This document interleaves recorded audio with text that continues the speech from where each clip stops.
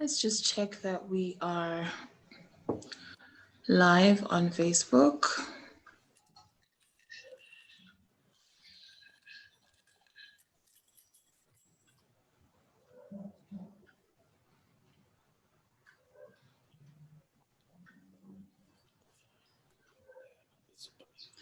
And we are live. Hi, Harry.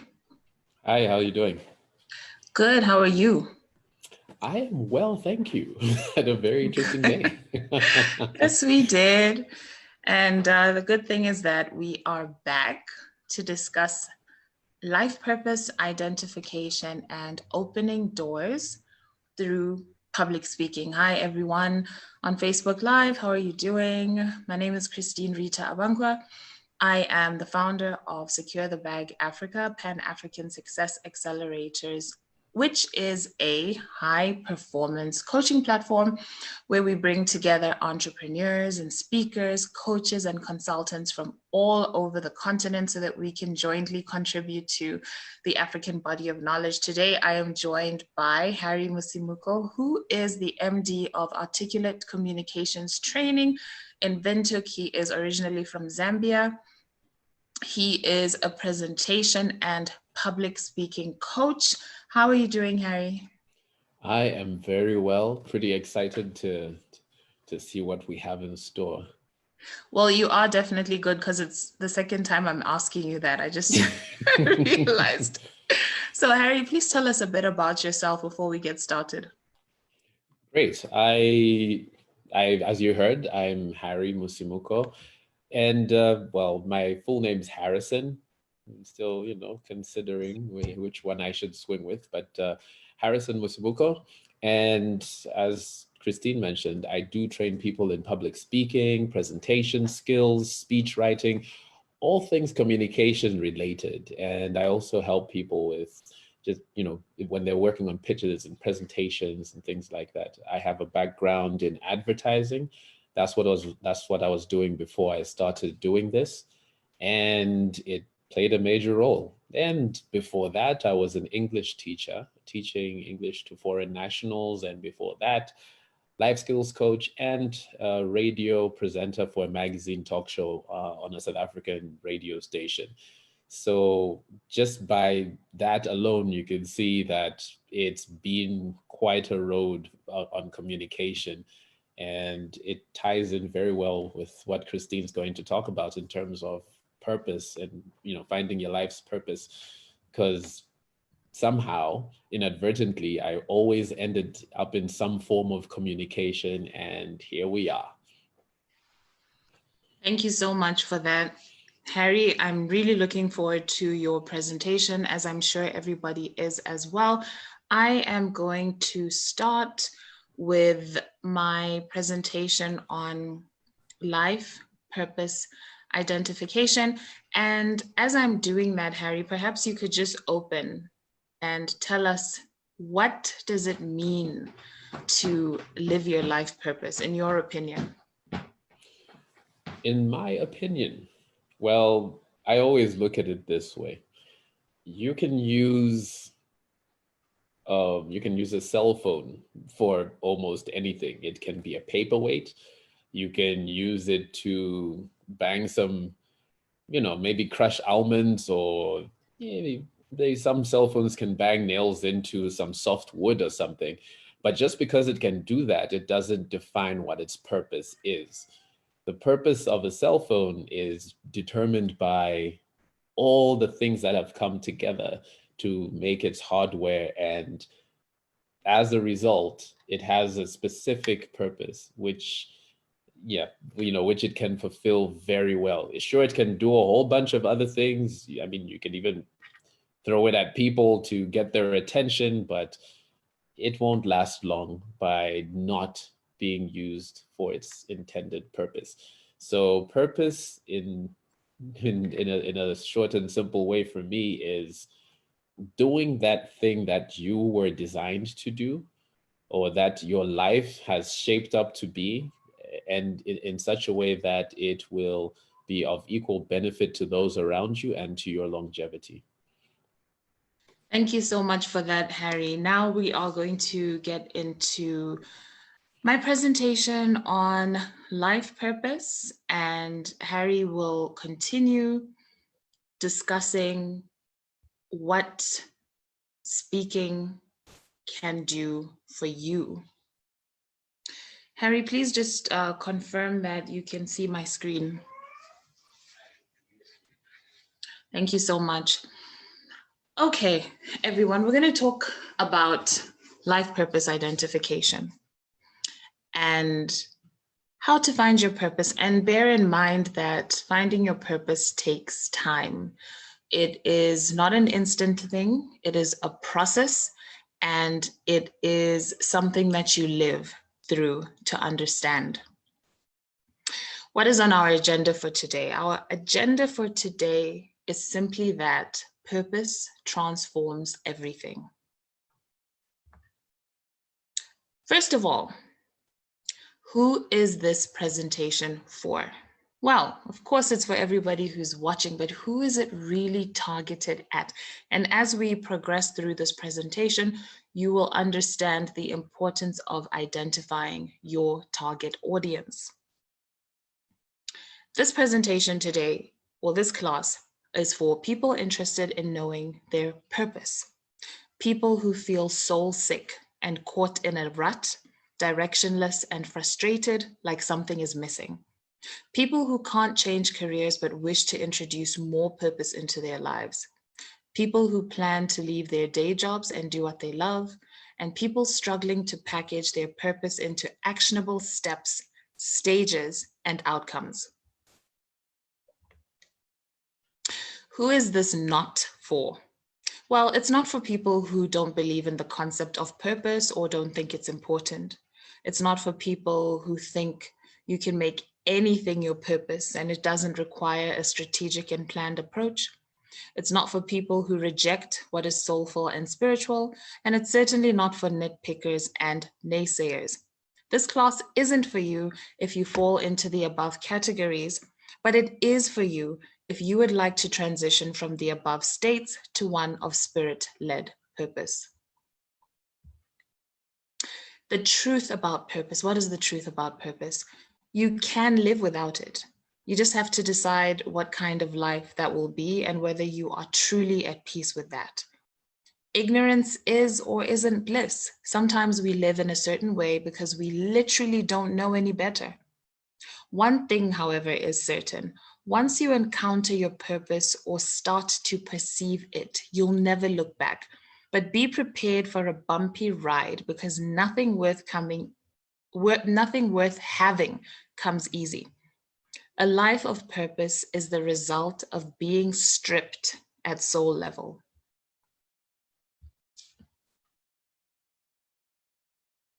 Purpose defined. So these are some definitions that I took from the Cambridge Dictionary. And the definitions aren't difficult to find. You can do some research on your own. So what I get here is purpose is why you do something or why something exists. An intention or aim, a reason for doing something or for allowing something to happen. If you do something on purpose, you do it intentionally. Another definition, this is a lot of text. This is my definition. Your purpose is the reason you are on earth. It is a culmination of all your divine gifts, earthly skills, and passions. It causes you to excel in things you choose to do. It gives you a sense of direction. God manifests in our lives through purpose and ministers to others and meets them at their point of need through us. Your purpose brings you into direct alignment with God, your higher power, or the source of all spirituality as you see it or believe it. Your purpose is your higher self. It is an entity that transcends and supersedes what is earthly, ordinary, and of the flesh and ego.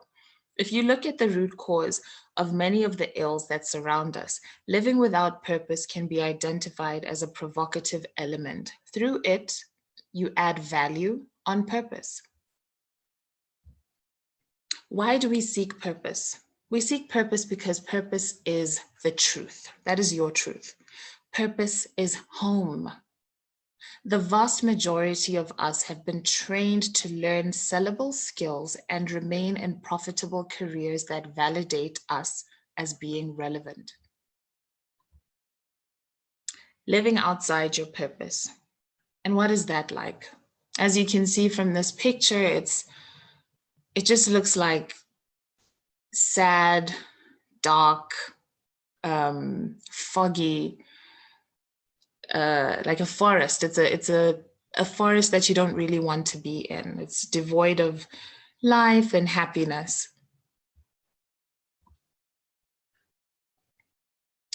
Some associated feelings with living outside your purpose. You may feel trapped, unheard, unseen, undervalued, trying to be socially acceptable. No matter what you do, it never feels like it's enough. Lack of direction, lack of impact, feels like your life isn't really yours. Your self-worth is based on others and what they say and how they perceive you. Frustrations, rarely feeling true happiness, escaping reality through unhealthy coping mechanisms, time wasting, lack of follow through, restlessness, lack of youthful curiosity. So basically, very little excites you, very little gives you hope. You don't have your usual curiosity. You don't imagine things. You're just getting through life day by day with no real inspiration. What is it like to live within your purpose? Now, from this image, you see a plant emerging from the ground, growing, healthy, vibrant, and this is how you feel when you're living within your purpose. So some associated feelings would be, you feel in tune with your higher self and connected to your divine source of power. As per your personal beliefs, you have a reason for everything you do. You view your negative past as an ingredient necessary for today's success. You feel at peace. You feel relevant and valuable regardless of what people say. Social acceptance, popularity, and recognition are just a byproduct. Money isn't everything, and self-esteem is an internal affair. That means your self-confidence, your self-belief, all of these things come from within you. You are not dependent on what society says you are anymore. So some of the hints that can lead you to your purpose. Let's look at the primary emotions or qualities through which you express your feelings in this world. It could be love, it could be belonging, togetherness, excitement, connection. You know yourself better. What are the primary feelings that you experience that just set you alight, literally bring a glow to your face and your entire being? What are the ways that you express them? How do you enjoy expressing these emotions or qualities? For example, if somebody selected connection and say belonging,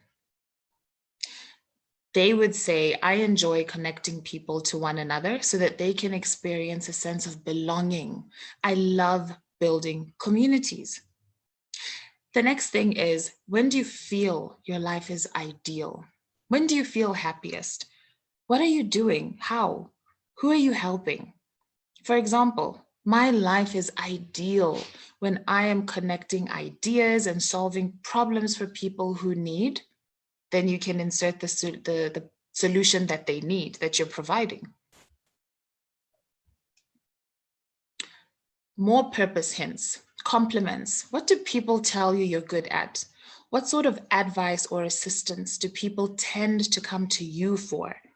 What outstanding characteristics do you have?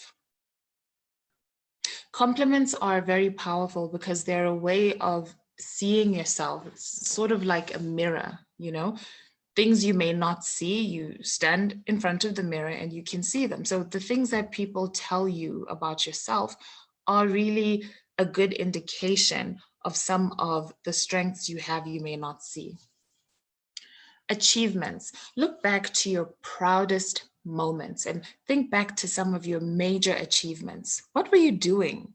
And who are you helping? What problem were you solving? And how did you in particular do it?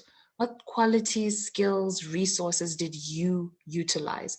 And how did you feel when you were doing it? Achievements are so important to look back on because when you are achieving something and you feel fulfilled, you are so aligned with your higher power, your higher self, and your true purpose. So pay attention to how your achievements made you feel. Solutions you see all too clearly. Do you ever wonder why people struggle to see patterns, facts, and solutions that are right in front of their eyes, things that come naturally to you? That indicates that there's something unique that you bring that other people may not see, and you need to really work on developing that. And life experiences, good and bad, these will be helpful to your purpose. Remember that the journey that you've been through is the one that you are meant to guide others through. Validation. So, first of all, when we think of validation, we think about, oh, make me feel good and compliment me so that I feel good about myself and, give me your approval so that I can move forward. And that's not the kind of validation we're talking about. You don't really need the world's approval to be unapologetically you, but you do need proof from your external environment that what you do is working. You need to see results and know you are making an impact. That is the kind of validation that we look for when we are living our purpose, just knowing that we're making an impact and we're adding value. So let's talk about how to find your purpose. And bear in mind that these are guides. It will take you some time, but let's get into it anyway.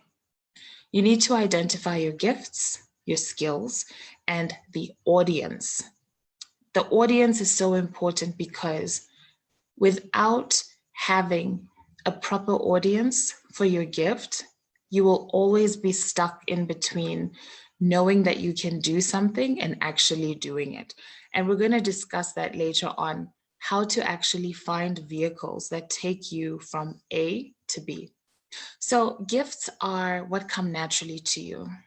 You may not necessarily be passionate about all of them. For instance, you may have a gift for singing, but you are not passionate about it. You don't particularly like it, so you don't use it. But passion also speaks to how you like to use your gifts. So think about what really comes naturally to you. Identify your skills. Skills are acquired and learned. Again, you may not be passionate about all of them, but no skill is wasted. Passion also speaks to how you use your skills, especially if you really like them. Identify the audience for each. What is the profile of the people or communities you will impact with your gifts and skills? What do they need, and what do you offer to them?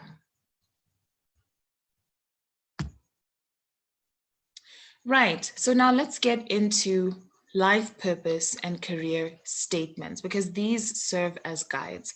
The reason that I've included career is the truth of the matter is not everybody is fortunate enough to be working in a space or to have a career that they love.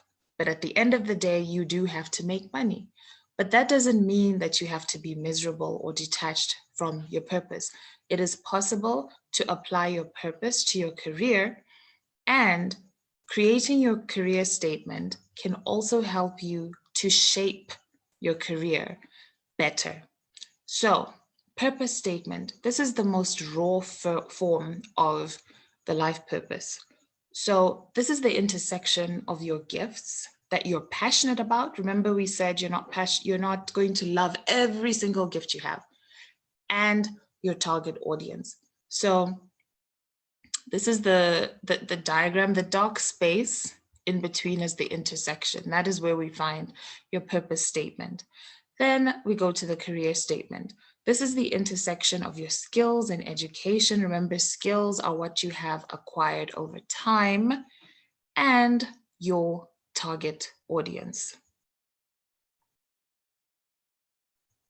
So here we go.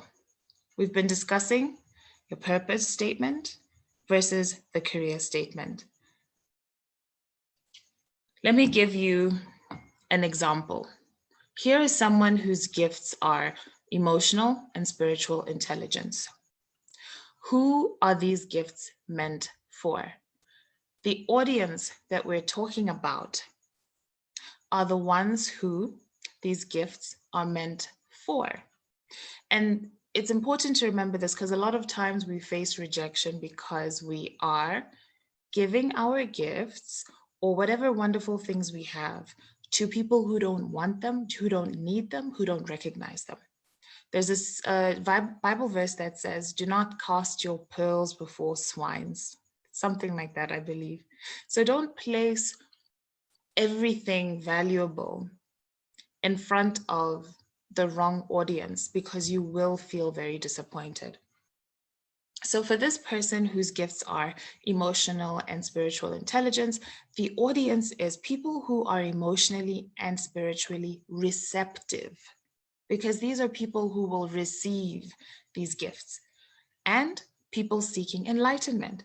So the person could write a statement like, "My purpose is to help transform the lives of people who are spiritually and emotionally receptive and help them break barriers and reach their goals using the tools of emotional and spiritual coaching." Now, coaching is a vehicle. It's a way in which you go from the gift to the audience. We're definitely going to get to our vehicles. Then you have your career statement.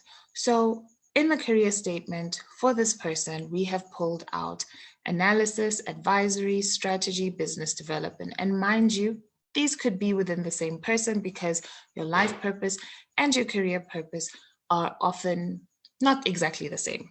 So for this person with these skills of analysis and advisory, for example, the audience they want to share these skills with could be SMEs, governments, NGOs, and banks, for example. So they could write a career statement, that says, "I'm a management consultant specializing in business analysis, advisory services, and business development for a wide portfolio of clientele, including banks, governments, NGOs, and SMEs." So what this does is, if these are your skills and you're not playing in this space, you are not putting yourself in front of this audience, or you don't know this is the audience that you should be catering to, this is a very good exercise to help you to define the audience. Let's take some notes about career. If your career doesn't utilize any of your gifts, you can take note of the following. It's possible to align the organizational goals with your personal goals, especially if you cannot make a career change.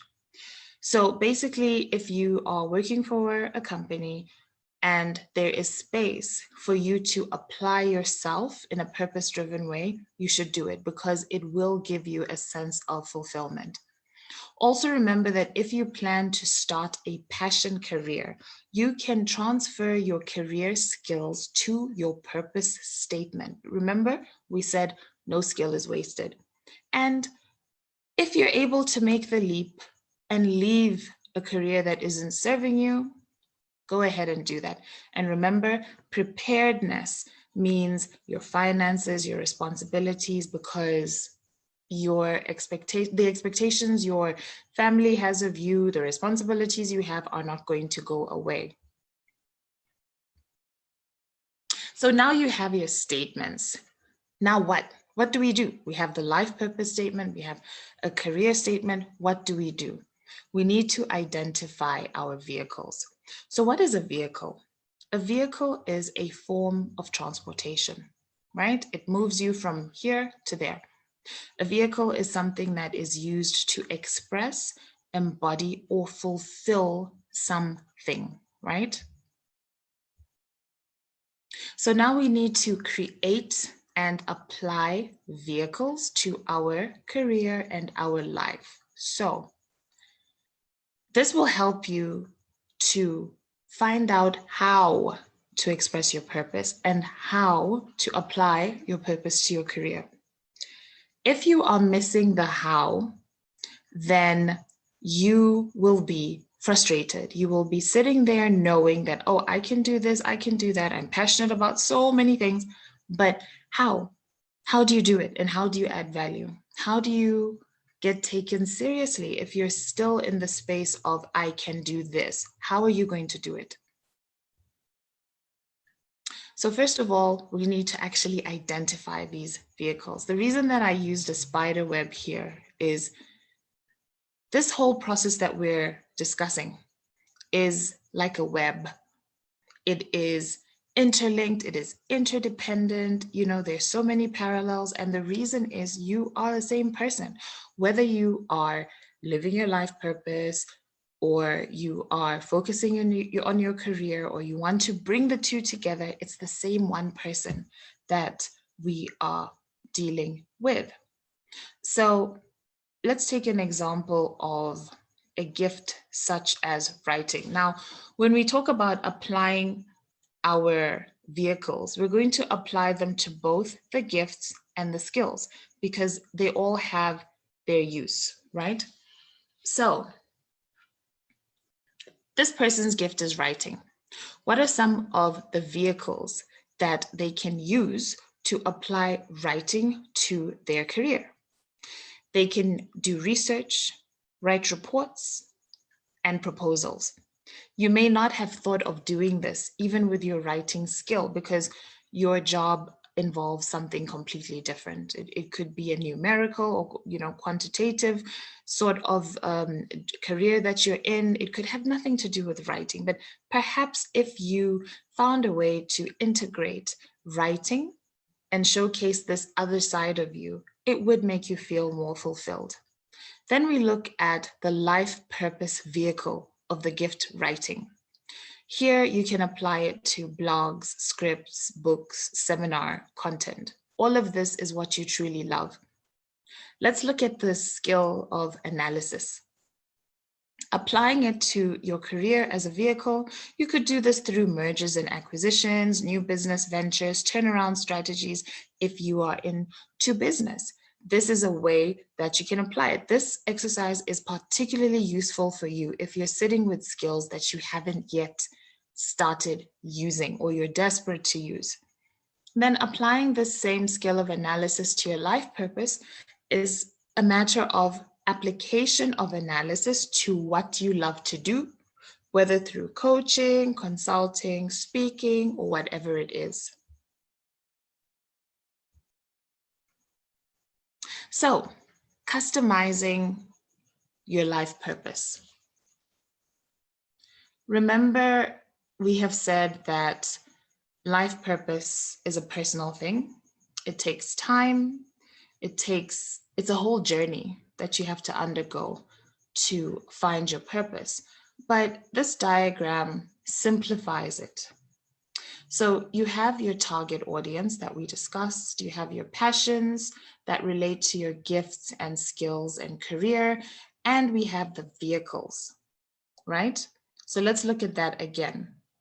You have listed by now your gifts, your skills that may pertain to your career, the vehicles through which your passions and your skills are transported to your target audience. And then we have profiled the audience. So what is the profile of the people who will need your skills, the profile of the people or organizations that will need your gifts, and then it is the intersection, your passion, let me start over. Your passion, gifts, and target audience are where you will find your life purpose. The intersection of these three, where you see the star in the center of the purple space, that is where your true purpose is. That is where it lies. So now you know what you're passionate about, the vehicles for getting it to the target audience. Within that space is where you will find your life purpose. Now, because there are gifts and skills that you are passionate about, you will find that when you write down your purpose, it is like a golden thread that literally runs through everything that you do. So if analysis is something that you love so much, you will find that in the things you do in your personal space, the things you do in your professional space, it will always be there. And when you know the vehicles through which you transport these things you're passionate about to your target audience, you will understand better how you operate and why you have always been the way that you are. So as I said before, a bumpy road lies ahead.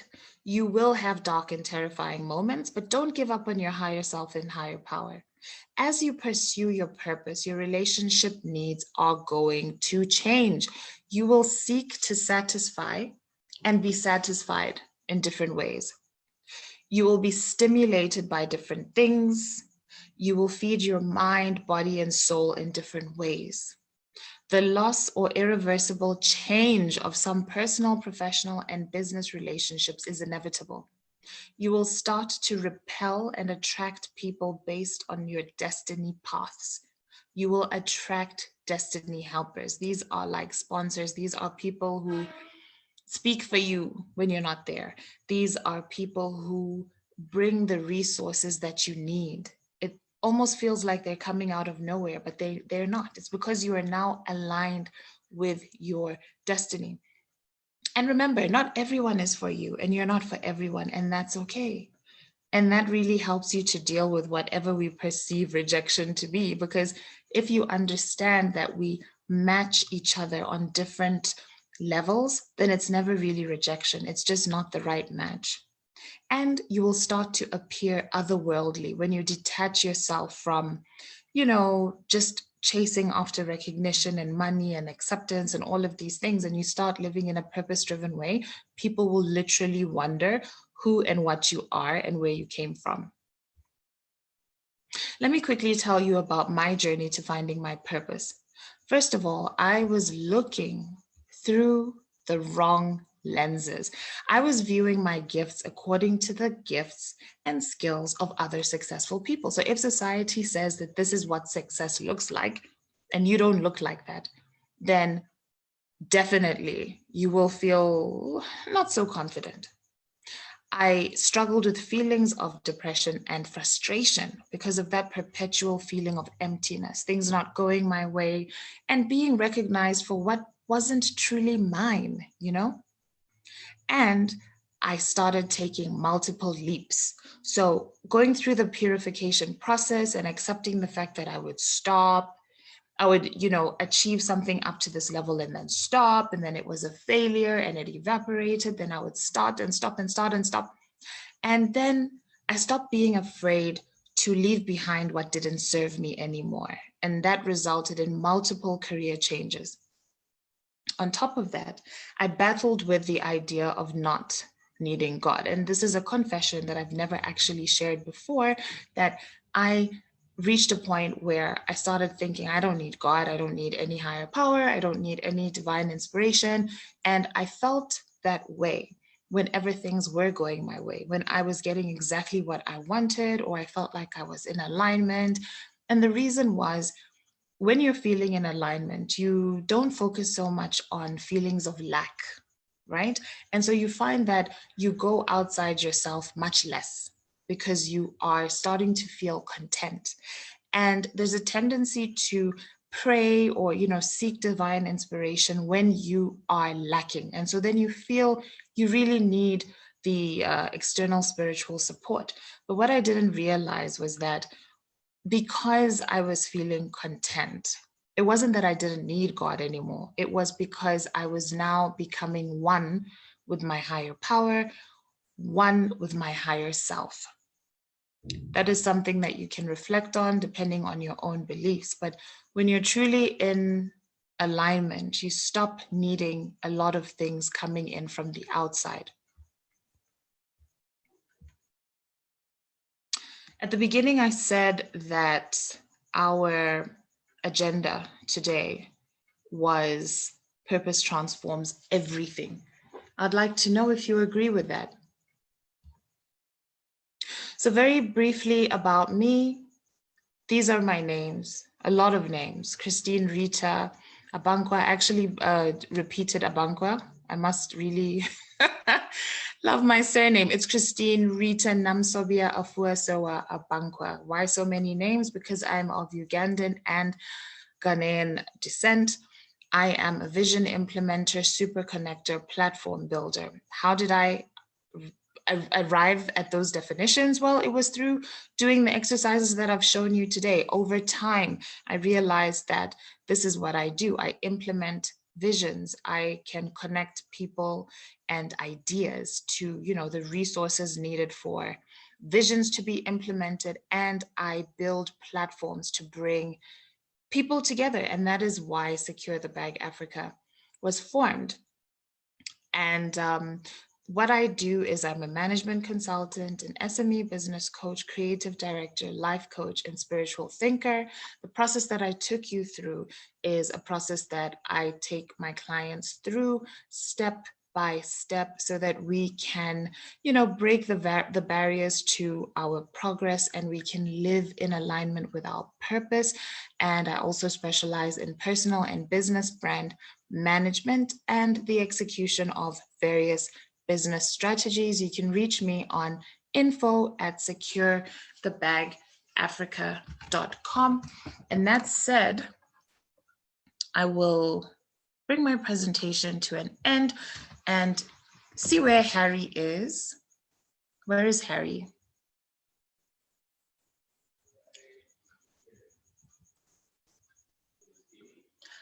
No. Can you hear me? There I am. I can hear you, and I'm so happy to hear you and see you because it means that technology is cooperating. Indeed, indeed. So Harry, that was my presentation on life purpose identification, and I know that you are big on purpose as well and Definitely. How it affects our speaking abilities. Do you have any comments at all on what I've presented? I think you pretty much covered everything.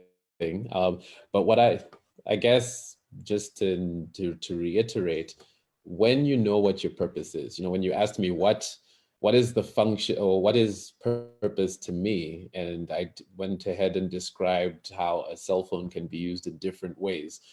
All of the other ways which seemed wrong simply because we know what the manufacturer intended for that specific device. So without knowing the intent of the manufacturer, anything is open for misuse. I mean, we can use the example of the classic movie, The Gods Must Be Crazy. Do you remember that? Have you seen that?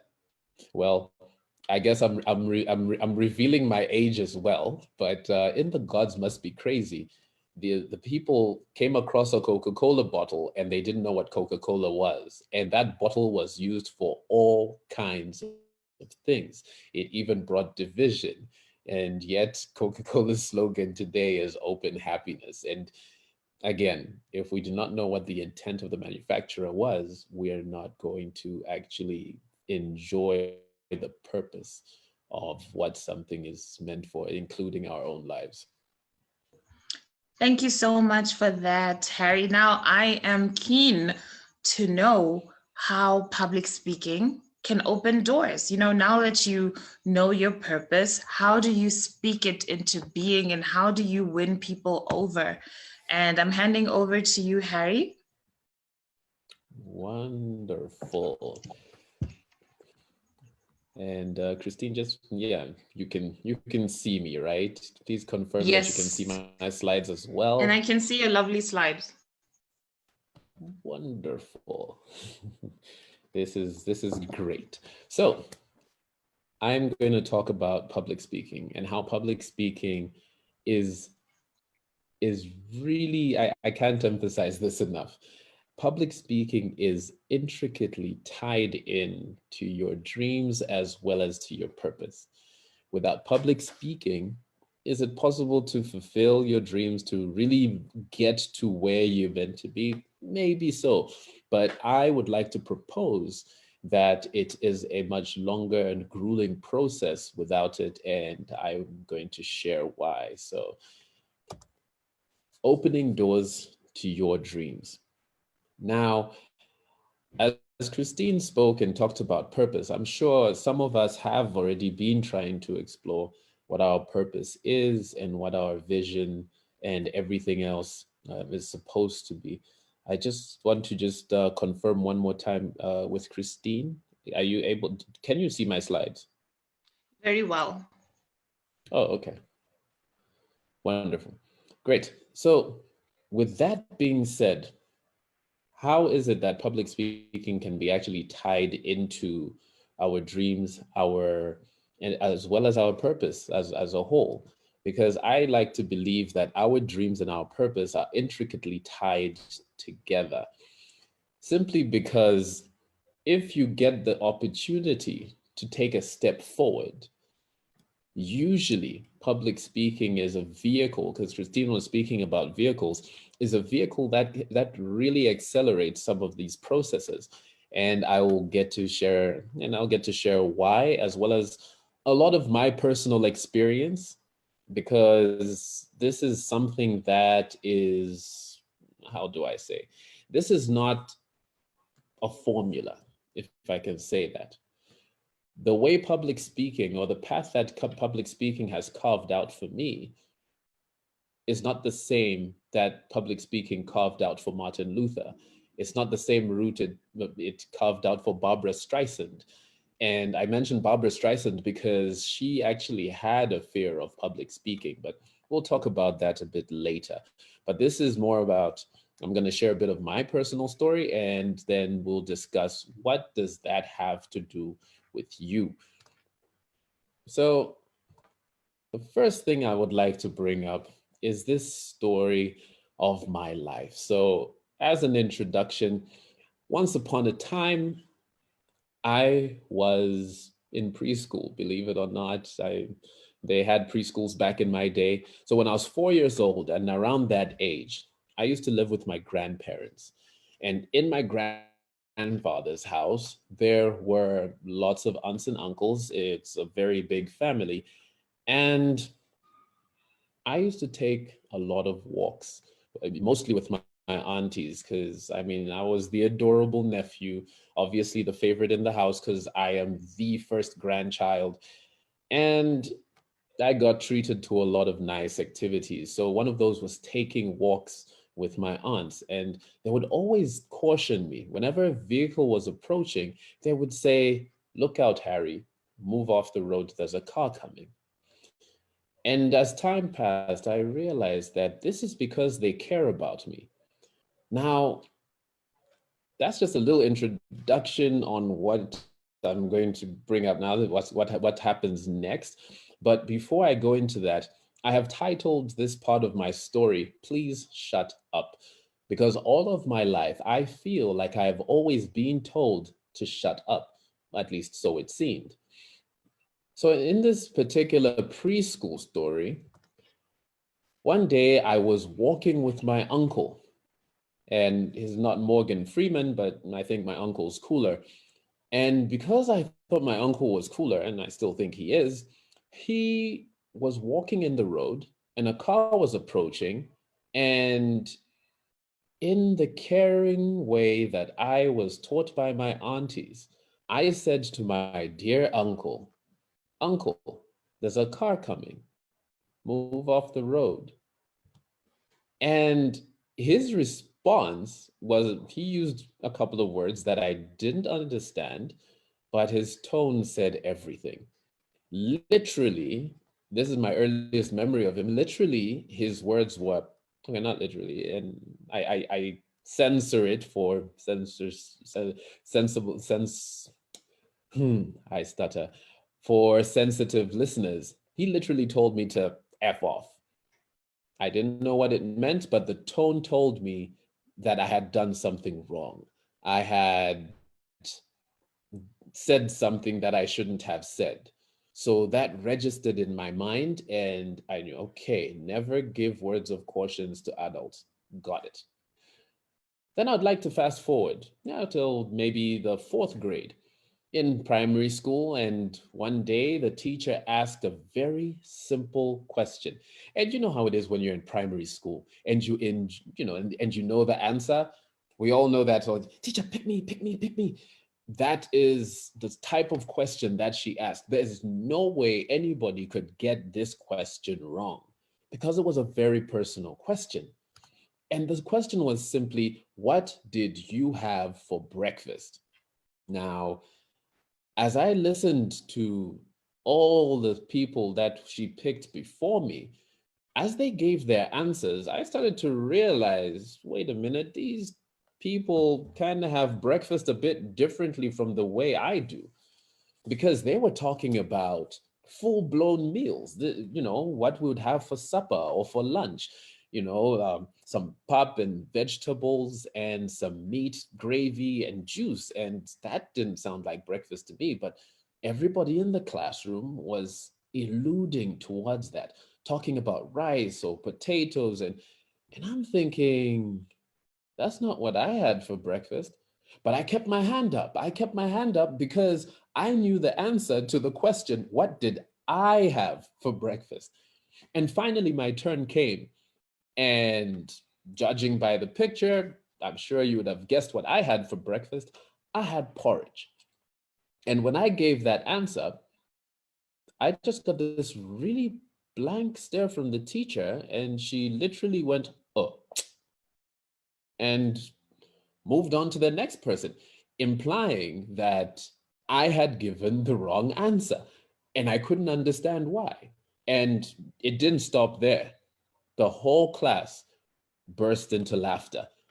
So I really didn't get it. Why was this funny? So it taught me another thing. It taught me that I should shut up, because I might say something stupid because I'm different from everybody else. Well, let's move on to another phase of my story, and this is now in high school. Good old high school. So clearly, I didn't have good fun in preschool, and I didn't have pleasant time in primary school. Let's see if my luck changed in high school. So in high school, I was the new guy. I changed countries, so I enrolled into a different school in my second year. So everybody was already acquainted, everyone knew each other, and I was very homesick. So I didn't get to spend a lot of time with other people. I was very much keeping to myself. Not fun times. But I figured, hey, there's a talent show coming up, and I would love to, show what I've got. I can jump on stage and do a little performance, and everything is going to be just fine. So I performed. I did a rap song that I sort of knew the words to, but I just thought it was the appropriate thing to do at the time. So I had oh, this is a picture of a successful performance and not the one I did in high school, but it was the total opposite. I was jeered at, I was laughed at, booed off stage, and I think I'm the only person who got a reputation from that show, because I became famous after that, and not in a positive way, but in a way that people would point fingers and laugh, and that's the guy. And it seemed like a joke that would never, ever get old. And to be truly honest, I was tired of it. So what did that teach me? You guessed it, shut up. Now, I started going through life just shrinking back all the time. So I stopped putting myself out there. I mean, what did that experience with my uncle teach me? It taught me, don't ever try and say, tell an adult what to do. In fact, speaking to adults, when I was in primary school, there was an incident where something happened. I couldn't put my finger on it. It was just really weird. But I felt something very strongly. I didn't understand why, I didn't know where it came from. But I confided in one of my aunts and I told her, Auntie, sometimes I just feel like killing myself. And being the sweet aunt that she's always been, I thought, she was going to give some words of wisdom or something like that. But no, the answer she gave me was a very stern, don't you dare ever say that thing again, ever. I mean, she said it in such a way that I felt like if I ever attempted suicide, I wouldn't succeed and she would kill me. And that just taught me another thing. Shut up. Do not confide in adults. So I stopped confiding. I stopped trying to be thoughtful. In primary school, I just didn't want to give the wrong answer because being laughed at and kids are mean. I wasn't willing to go through that, and putting myself out there on a stage in a school, which is a talent show. It's a high school talent show. It's supposed to be, well, in retrospect, I was wrong. It's supposed to be a safe environment, but far from it. I decided, shut up. But something happened. After that high school, I moved to another high school. I was just a serial high school jumper.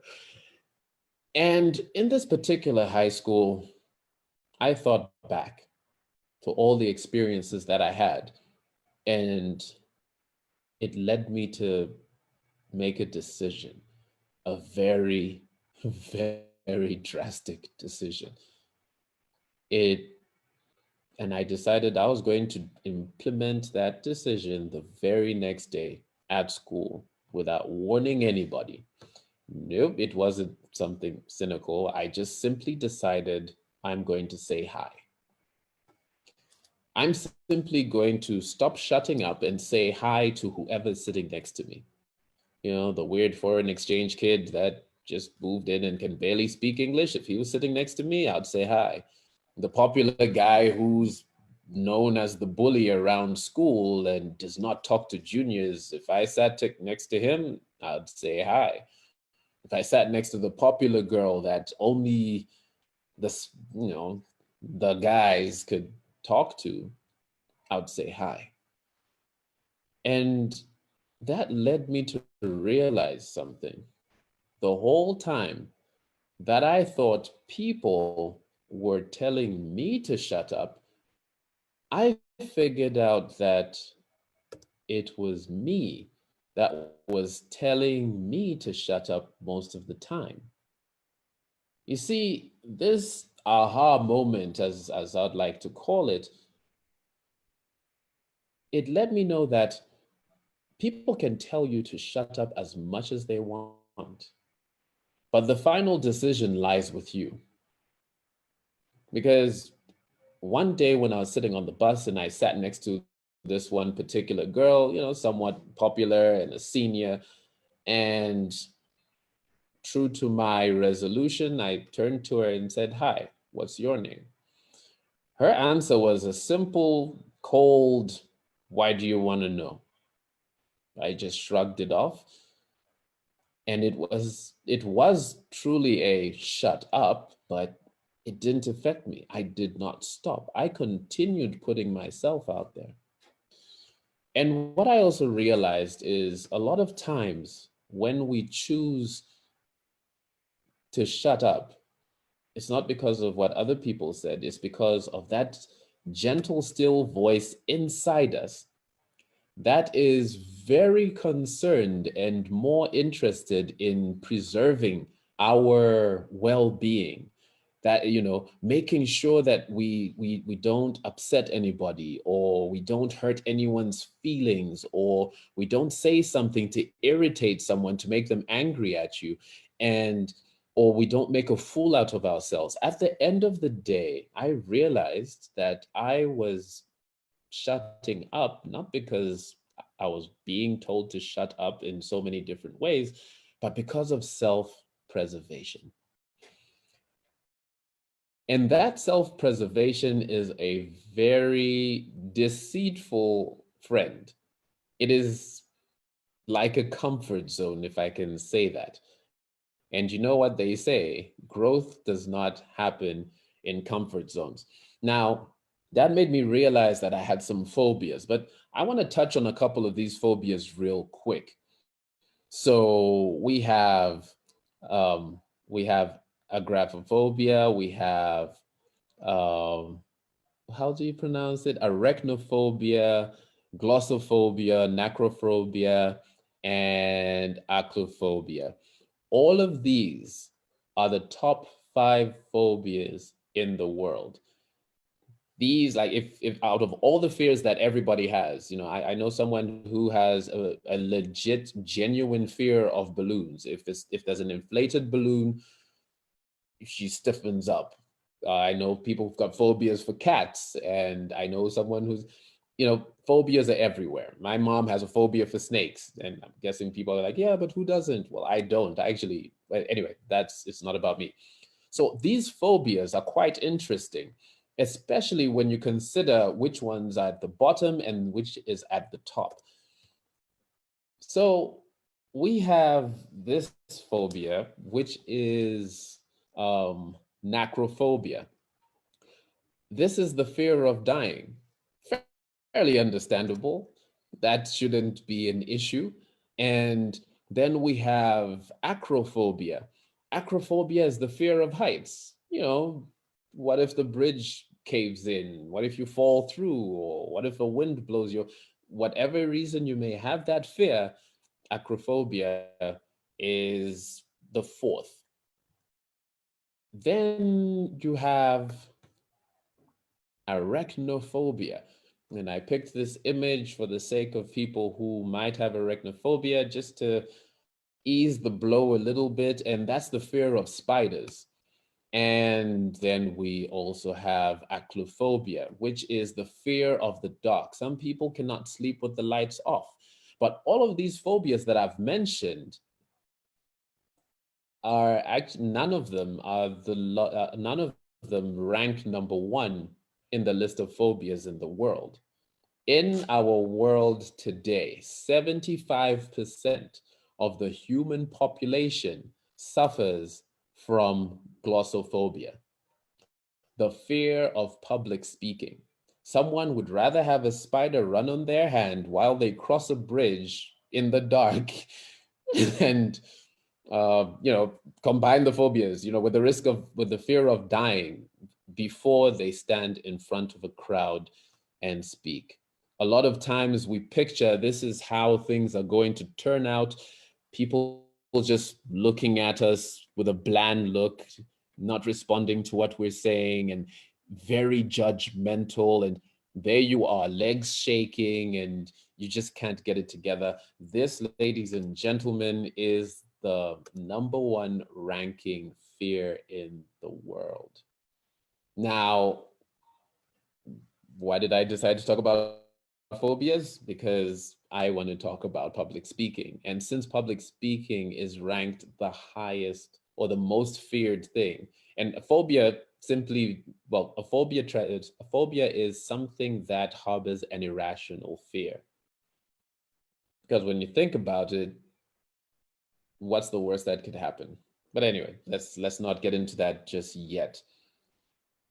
Now, we might think, okay, fine, not everybody is meant to be a public speaker, and public speaking is only for a select few and that sort of thing. Because also we might even think the fear of speaking only applies more to one gender than another.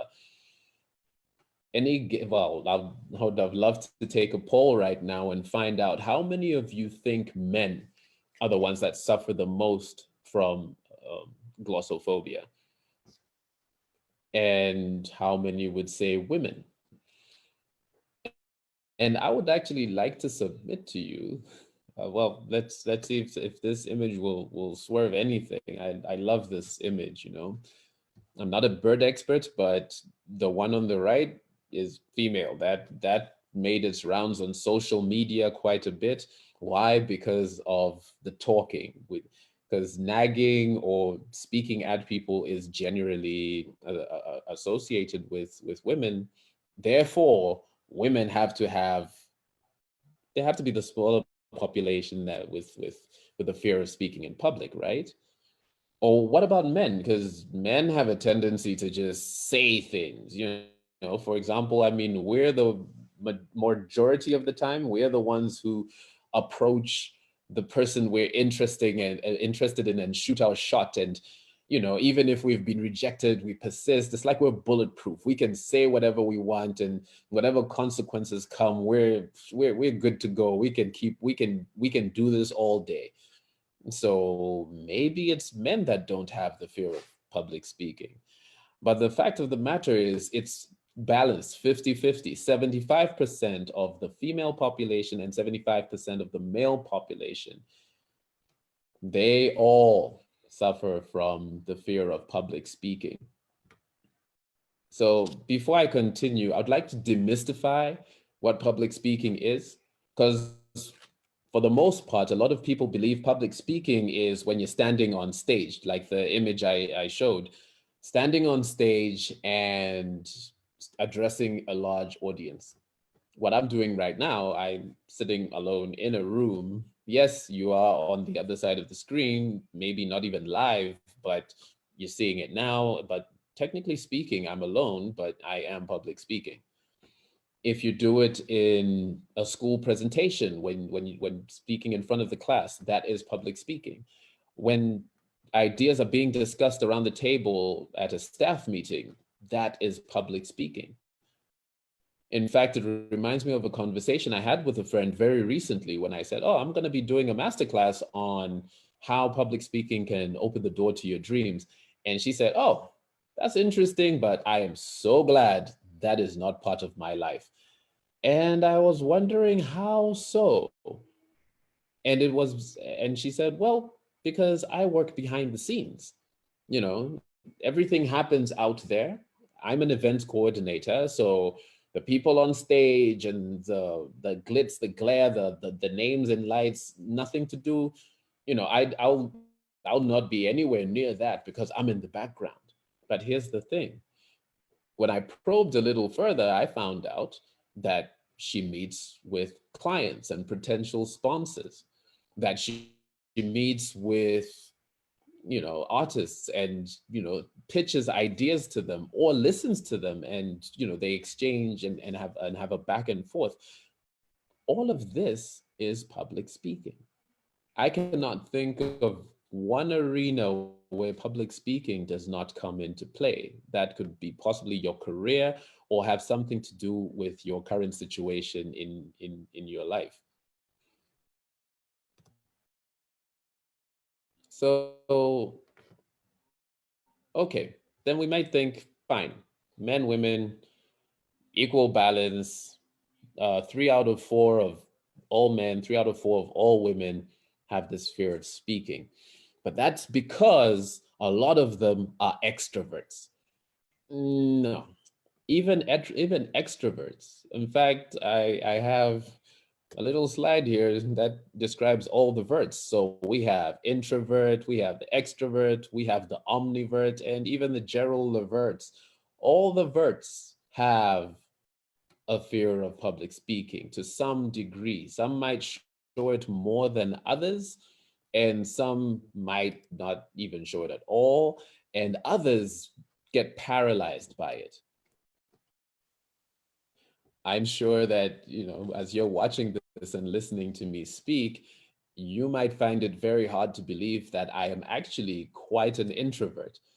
So a lot of times, I kind of think, okay, maybe I'm an omnivert, but I am pretty much a person who a lot of times doesn't say much. But still, public speaking has become a very intricate part of my life in helping me even fulfill my life's purpose and even get to my dreams. So just moving for that, and I would like to give an example. So it's not a gender thing. It's not a character or personality thing, you know, whether you're an introvert or extrovert or omnivert or whatever other verts there are. Maybe it's an age thing or status thing or whatever you could think of. Now, I was at a married couples session, and there were married couples there, and there was going to be a breakout.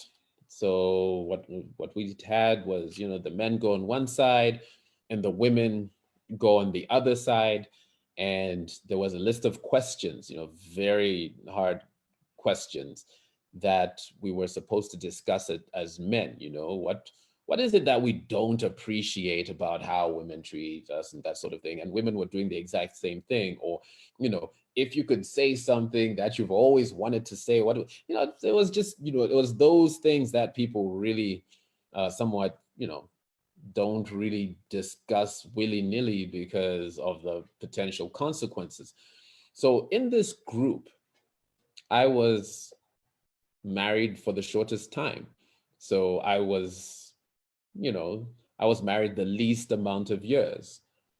I was also the least, I was the youngest in age, so least in experience, if I can say that, least time on this planet. So not married long enough, not lived long enough. I was the least qualified because all of these people were accomplished and they had amazing jobs, and they were running their households and that sort of thing. I was the least qualified because they just had all their lives together. I possibly made the least amount of money. I mean, for crying out loud, you know, the least just went on. I was the least everything. And in fact, one of the other things was I just figured, I know my marriage. I know how things are at home. I mean, we're good. We've been together for, you know, about 2 years or something at that time. And yet it wasn't it wasn't perfect. It wasn't like every day as, hi, honey, I'm home and I'm holding a bunch of flowers and chocolate and I'm met with a barrage of kisses and, you know, all these things. You know, there was real life. There was real life. You know, there were financial situations. There were disagreements. And, you know, one thing about marriage that I know is that it really, it reveals things that you need to work with in yourself, and sometimes those are hard pills to swallow. So at the time I was thinking, I possibly have the least successful marriage, so I have nothing to contribute to this team. And when it was time for the groups to get back together, the women had their list, the men we discussed, and it was written down, and now we're going to go in this, you know, talk about this. Now, here's the thing. The types of responses that were there, if someone just stood up and said, okay, women, this is what we say. And, you know, these guys, you know, if you know, you know, you know, all the men that I was with, the ones that I felt I was the least amongst, were not willing to stand up with this list and speak on behalf of the group of men and say, this is what we discussed and this is what has popped up. Except me. For some reason, I felt that, oh, I can say these things, and my wife and I will drive home in the same car, you know, not one of us walking home storming angry. I said, but you said, and no, baby, but it was other people. You know, it seemed like there would have been some form of consequence that the men did not want. So they sent me for it. And what did I do? I spoke. And nothing happened. Even though I felt the least qualified, the least worthy. So it's not about gender, it's not about personality or character, and it's not about status or accomplishments or age or anything like that. Now, let's get to the dreams part. Now, I'm going to continue my story a little bit, and This time I'm going to fast forward to a chapter that I call I Forgot to Shut Up. And what happened? Every time, because remember, the biggest enemy of my progress, the one who told me to keep quiet, was me. It was my self-preservation. And I would actually like you to also think about it as well, in the sense that, or in the light of, every time you refuse to step out of your comfort zone, you're technically telling yourself to shut up. Why? Because for the same reasons that I told myself to shut up, self-preservation. I don't want to look like a fool. I don't want to hurt. I don't want to have my feelings hurt by putting myself out there, this, that, and the other. And public speaking seems to be the vehicle that will make that happen the most. Now, my dream, because of the way I was raised, I was fortunate enough as a teenager to have an amazing mentor. And my wife has heard the name of my youth pastor so much that she's tired of it. And it wasn't the lesson times that would sit down and, do little workshops, and every second Friday night would have youth group meetings and all the fun things we did. All of that was great. On top of that, he loved playing basketball, and so did I, and we played basketball a lot. In fact, a lot of us in the youth group were basketball players, so we had a good time. We got along really well, and I admired how articulate he was, how well spoken he was. There's a there's a saying that your gift will set you before kings. I was living in Swaziland, well, formerly known as Swaziland, in and he was, at that time, yeah, it was called Swaziland, and he was invited by the king himself, a mere youth pastor, invited to stand before the king and speak whatever it was that they called him for. But that wouldn't have happened for him had he not been speaking. And I digress, but let me get back to the point. When I realized the value that he added in my life, again, not just because of how, all the youth activities, but how he opened up his home, and I could see how he interacted with his family, how how they would handle disagreements and things like that. Those are the lessons that really stuck with me. In fact, I must say that that's actually, I believe, to be truly honest, that's how I even got to marry the woman I'm married to right now. Now, however, if I was going to fulfill those dreams, be that type of mentor who can speak into the lives of young people, inspire them, give them courage. Other young people who maybe went through bullying, or who have been told shut up their entire lives, or they feel that they're being told to shut up. How am I going to help them find their voice in that sort of thing if I don't speak out? And because I spoke out, I ended up, number one, I ended up doing one of my favorite jobs of all time, was being a magazine talk show host.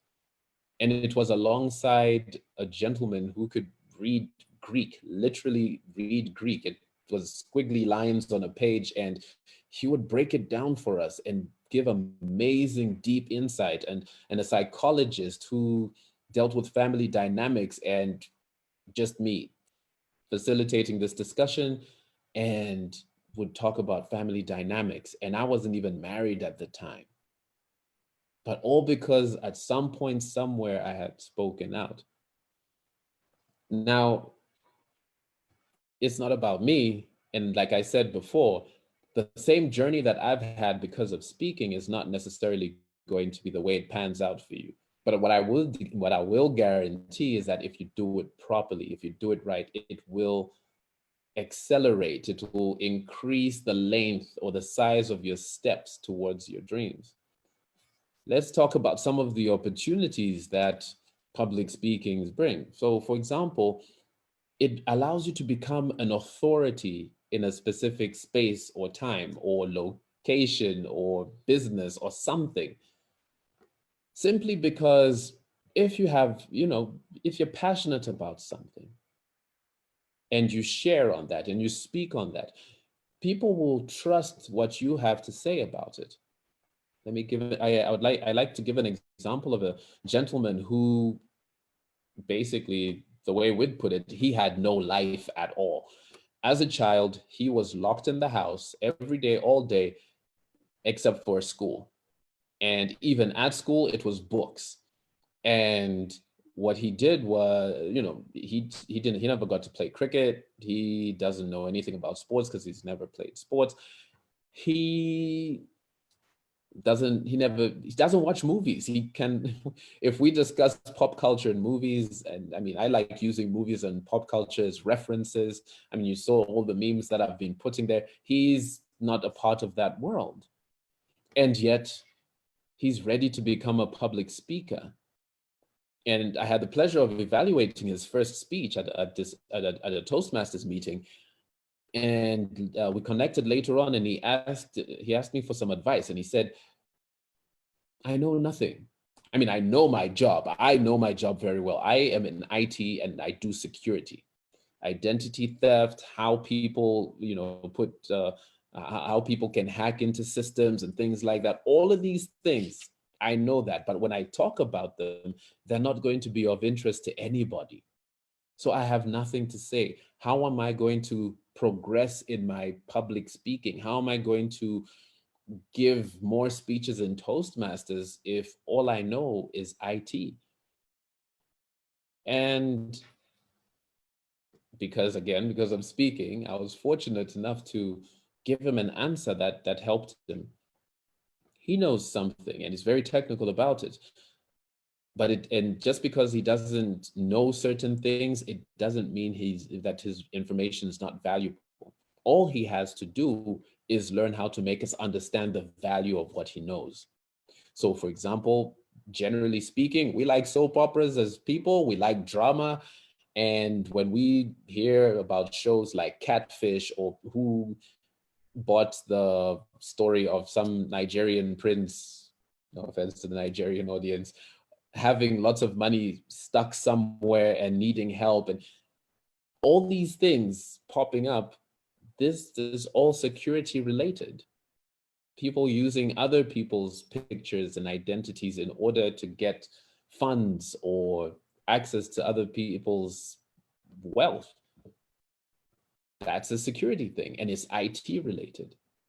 Find a way to link that story with what you know, and people would see you as an authority in that because there's something that they relate to, and they see the value in what you do in terms of making sure that it doesn't happen to them. If you don't speak out, how are you going to be trusted? Sure, you can say by actions, but if you speak and you show and your actions match what you say, they say actions speak louder than words, but with words and action matching, you develop something that people will see as integrity. They'll see you as a person who's of their word. So when you say something, it's as good as gold. It's done. You'll be seen as authentic. Now, everybody appreciates an authentic person, and especially an authentic person who knows how to articulate and express themselves properly. I come across a lot of people who say things like, nah, this is the way I am and this is how I talk. If you can't handle it, it's your problem, especially on Twitter. But is that going to make me think that you are genuinely being authentic or just being extra? And being an authentic, and once you are seen as an authentic person, a lot of doors would open. Now, another thing is you'll be somebody of influence. Now, a lot of us have our dreams and have our goals, and in terms of having authority, being trusted, being seen as authentic, and having influence, These are qualities and traits of people that are looked up to in order to fulfill whatever it is your life purpose is, or whatever it is that your dream is. Even if it means being behind the scenes, you'll be amazed. You'll have to sell your idea. You'll have to convince the right people to partner with you. You have to be able to let them know why your idea is the next best thing to happen, and all of those things. How would you do that without being able to speak? Now, it's like I said, it's not an exact science, but what I can tell you is this. If you overcome your fear of public speaking, let's assume that you are ground zero, totally freeze up when you stand on a platform. Or maybe you have been speaking for a while, but you know, there's nobody who's arrived. I mean, I know that I'm learning every day. Almost every week I'm attending some sort of meeting or listening to a speaker, or even reading up and studying things and learning new, like for example, I'd like to point to the presentation that I was using, tools that I can use in order to enhance my public speaking. And these are things that we can all do. These are things that we should all do, regardless of where you are in terms of your public speaking ability. Because when you improve, when you always step up, when you always evolve and reach for higher heights, you get to a point that people look up to you. In fact, even if you're just a beginner, there are people that know less than you. But at the same time, there are people that don't just only need the knowledge that you offer. They need to see that, wait a minute, if that person can do it, so can I. There are people out there who, for example, there's a 9-year-old out there who's thinking, maybe I just want to kill myself. Maybe you went through that. And you want to help young people who might have been in the same situation or same boat as you, not knowing what to do with themselves or knowing where their place is, and you want to let them know that this is where you belong. Even if you're not the one who's going to speak to them, how are you going to pull or gather your partners or sell your idea to the right people so that they team up with you, and that vision and that dream, that goal is fulfilled? Essentially speaking, like Christine said, I'm very serious about purpose. I really, really, really believe that everybody is here for a reason, because there are people that you will reach that I will never have an audience with. Or maybe they don't like bald-headed people with a beard, or who sound like this, or even listen to men, or whatever their reason is for not ever wanting to hear whatever it is that I want to say. Even if you feel the same way about the same things about me, your audience is going to be different. So with that, I would like to conclude and say it is true. Public speaking really helps you take steps towards your dream. Because if it's a promotion that you're looking for, if it's for success in your career, if it's to do well, even if it's to, I don't know, meet the man or woman of your dreams, you're going to have to speak sometime. And the fortunate thing is, these are whether you think it's not part of your nature or not, these are things that anybody can learn. I was amazed to once experience, I have a friend who stutters violently. It's stuttering that you might even think the person's just pretending. And, he's a talkative person still, but one day he had to read a script, and we were working on something. And lo and behold, when he was going through the script, it went so smoothly. I even noticed that this guy's voice was amazing. Like, wow, okay.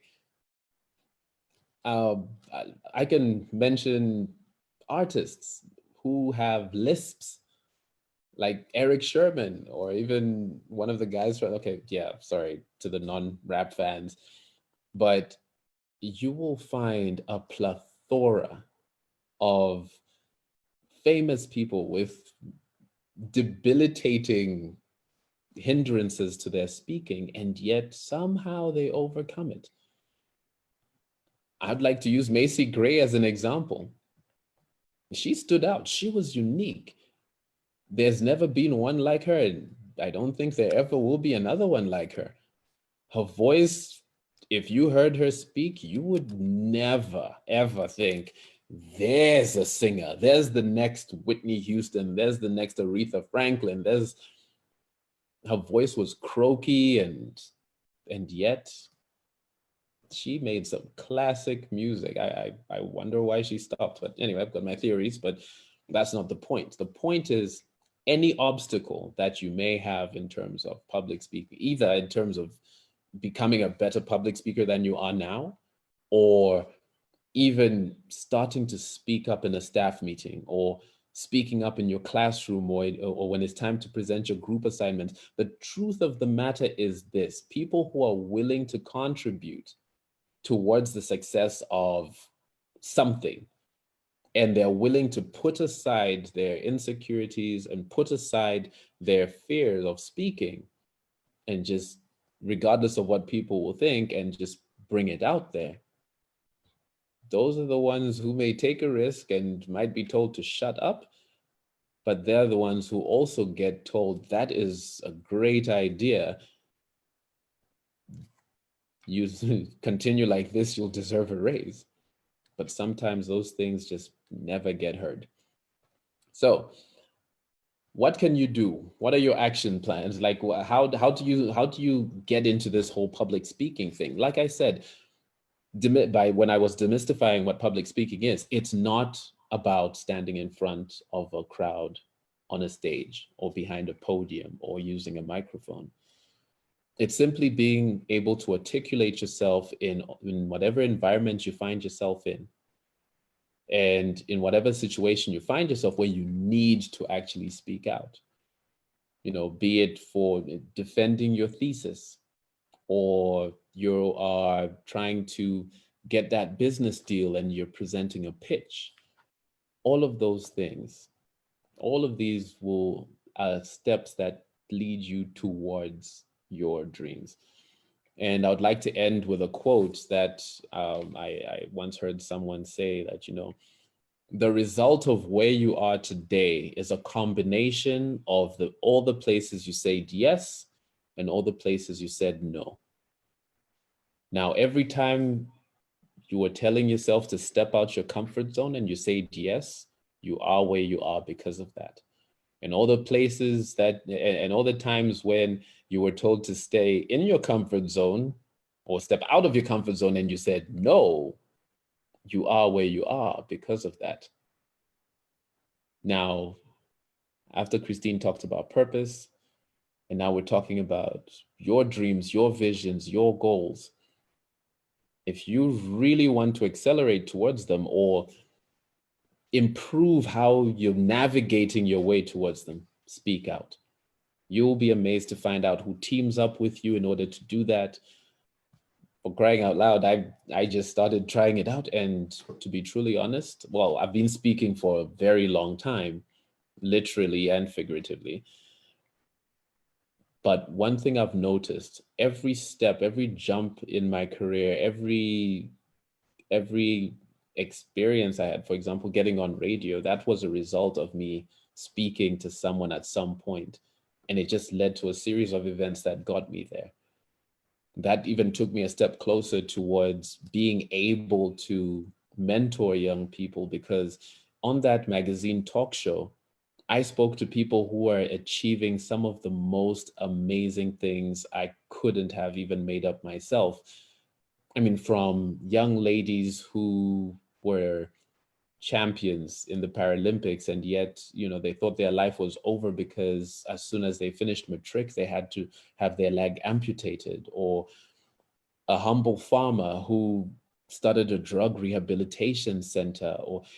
And when I looked at these mere mortals that sat in front of me and told me their story, I saw a regular human being that put time aside to do something that seemed great. When we'd look at it from the outside and not hear the backstory, we'd think, wow, these people are amazing. And yet, when I would sit with them in that radio station, just speaking one-on-one, I realized they're just normal people. They all started from ground zero. But now I'm inspired because they spoke up. And because they spoke up, I realized all I have to do to reach my dreams, to mentor people, to help young people who may be going through difficult times, is just give some of my own time. But public speaking has actually accelerated that for me. So with that said, I conclude my talk. And like I said, my name is Harrison Msimuko. Christine told you about articulate communications training. This is what I do for a living. I train people, mentor people. You can see in the list of services over there. And yeah, if you are keen on public speaking, give us a shout. Reach out on Facebook or give us an email, you know, hit us up on an email, info.articulate.communication@gmail.com. And yeah, that's it. Thank you so much for your time. Thank you for listening to me ramble on. I hope it was worth your while. And I'd like to hand it back to Christine. Thank you so much, Harry. That was powerful. And thank you so much also for sharing your contact details. I have to say that what I really appreciate about your style is your empathy and your storytelling ability and your ability to just make things so relatable, and the humor. I mean, even when something isn't really funny, you have a way of making it funny. I mean, when you were talking about, you know, being told to shut up as a child, I mean, a lot of kids go through certain things, you know, just being told that kids should be seen and not heard, but then we don't realize how that can impact a child's ability to express themselves. So I'm really happy that you mentioned that. As for your friend who you said stammers to the point where you think that it could be they're pretending, basically. Yeah, I've got stories for days on those conversations. But it was really well appreciated, and also just seeing your journey and the power of speaking. It's not just about speaking. It's about the environments and spaces that articulation puts you in. Yeah. And our topics really complemented each other because, yes, now you know your purpose, but what is the vehicle with which you are able to transport it to your target audience? And speaking is very important. I just want everybody to know that Harry also helps people put together really powerful presentations. Your presentation was so engaging. Oh, I'm glad. So lively. And just in case there's any confusion as to the bottle that you're holding, somebody asked me what that is. It is literally Harry's water bottle. Yeah. Tipped over like this. Just tip it over. Oh, it's. I mean, like literally, like you're gonna have a swig of it. You know, there's a lot of water in it.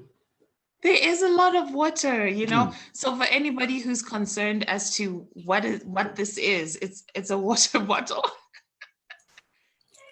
Thank you. Thank you so much for that, Harry. Now, before we close, Harry, Mm-hmm. I want you to just very briefly take me through your consulting process, because you are a public speaking coach. You've mentioned Great. so many things. And like I said, again, what I really love about you is your empathy and your ability to just connect experiences. And a lot of times people struggle to speak, not because they really have a problem with speaking, but because they have all Right. of these mental hangups, all of Right. these memories, all of these fears of rejection, and all sorts of things. So, what is the process that somebody is going to go through when they come to you for public speaking coaching? All right. Now, wonderful. What I the approach that I like to take is a very personal approach, if I can say that. Like Christine mentioned,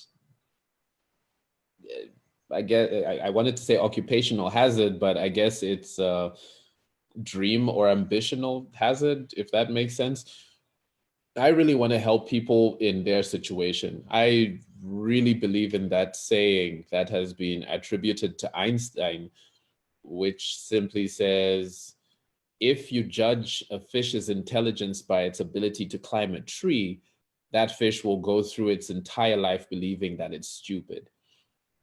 And for a very long time, like, I felt like that fish, literally a fish out of water.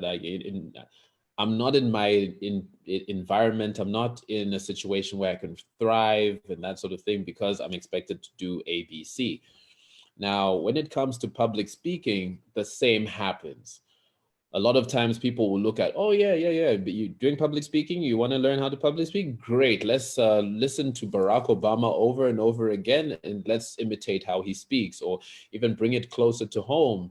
You know, Vusi Tembakwayo, great, listen to him and we'll fix your accent, and you know, you'll start to sound like him, or like Trevor Noah, or you know. And a lot of times we forget that each individual has different needs. So what I like to do is I try to find where the weaknesses are and where the strengths are.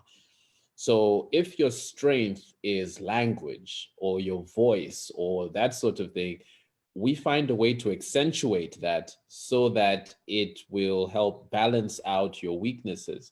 And as we work on, you know, building up and bigging up your strength, we also work on, you know, techniques that we can use to fix those weaknesses. For example, one of the pet peeves that Toastmasters generally have is what we call the So we even have R counters and stuff. So using filler words and ums and and just those words and, you know, crutch words that seem to, you know, make people cringe sometimes. Some people cringe, or make your presentation less fluid, or make you sound like you don't really know, or you're not sure about what you're talking about, and that sort of thing. At the end of the day, we look at your strengths, your weaknesses, your unique combination, your experiences, your stories. Kind of like the story I shared about the young IT gentleman who wants to do public speaking, but all he knows is what he studied. He had no social life and no pop culture, no sports culture, and yet he wants to relate to people who are immersed in this world. So I took his strength, see what we could bring, you know, how we could work it in such a way that, you know, it would compensate for what he likes.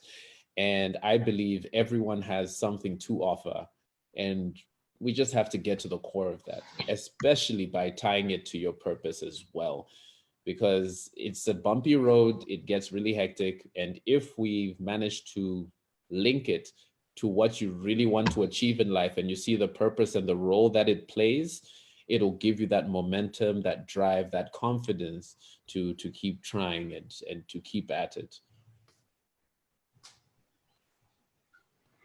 Thank you so much, Harry. I think more than anything, you have reminded me of two things. Number one, your ability to communicate effectively is a major factor in the success of your purpose That's the first thing.